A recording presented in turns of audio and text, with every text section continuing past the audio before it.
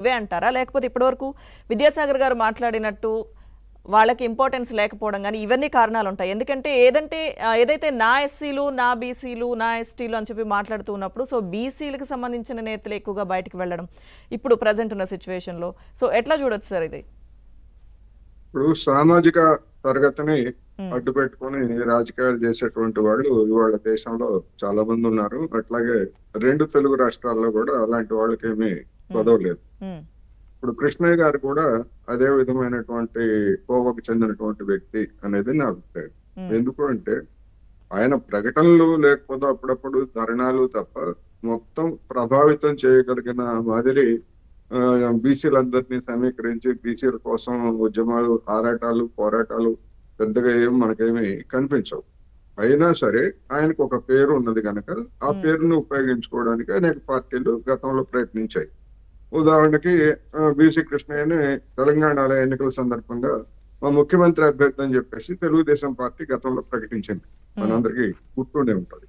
అదే విధంగా అది సక్సెస్ కాలేదు, దానివల్ల అయిపోయింది. తర్వాత ఆయన్ని తెలంగాణకు చెందినప్పటికీ రాజ్యసభకి ఇవ్వడం ద్వారా అంటే ఒక సామాజిక తరగతి ఓట్లని లేదా బీసీల ఓట్లని మీద కన్నేసినటువంటి జగన్మోహన్ రెడ్డి గారు పార్టీలో తీవ్రమైనటువంటి వ్యతిరేకత ఉన్నప్పటికీ ఆ విధంగా ఆయనకి రాజ్యసభ పదవి అనేటువంటిది కట్టబెట్టారనేది అందరికీ తెలిసింది.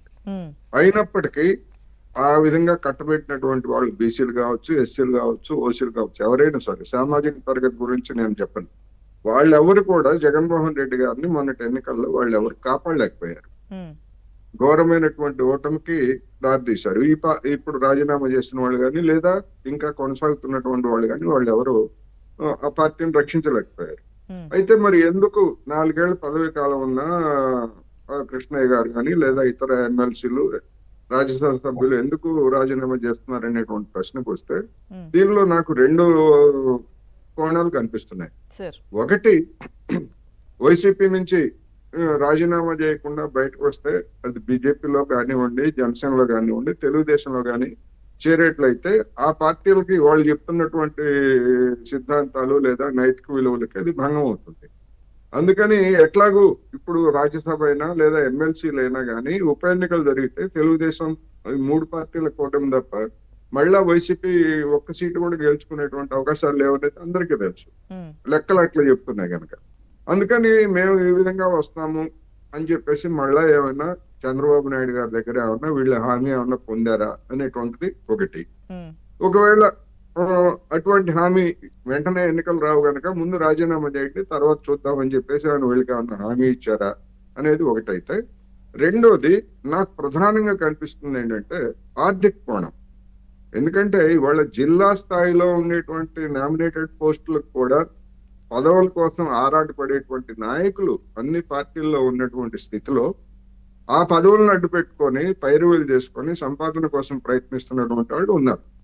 అటువంటిది మరి రాజ్యసభ సభకి అదే విధంగా ఎమ్మెల్సీలకి రాజీనామాలు చేస్తున్నారంటే వీళ్ళు రాజీనామా చేసి ఖాళీ చేస్తే ఆ ఖాళీని నింపడానికి ధనికులుగా ఉన్నటువంటి వాళ్ళు, కార్పొరేట్ కంపెనీల వాళ్ళు కావచ్చు లేదా ధనికులుగా ఉన్నటువంటి వాళ్ళు కానీ ఏమైనా డబ్బు ఆఫర్ చేసి మీరు ఈ సొమ్ము తీసుకొని మీరు రాజీనామా చేయండి, వాటిలో మేము కూర్చుంటామని ఏమన్నా అట్లాంటి ఒప్పందాలు ఏమన్నా జరిగాయా అనే దానికి నాకున్నటువంటి అభిప్రాయాలు అవి.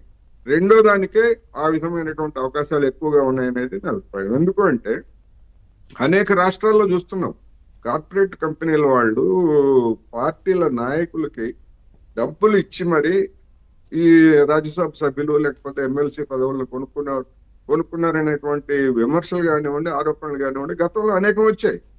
తెలంగాణలో కావచ్చు, ఆంధ్రప్రదేశ్ లో కావచ్చు.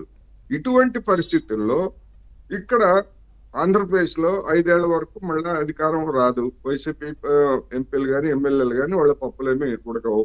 అదేవిధంగా కేంద్రంలో బీజేపీ ఉంది.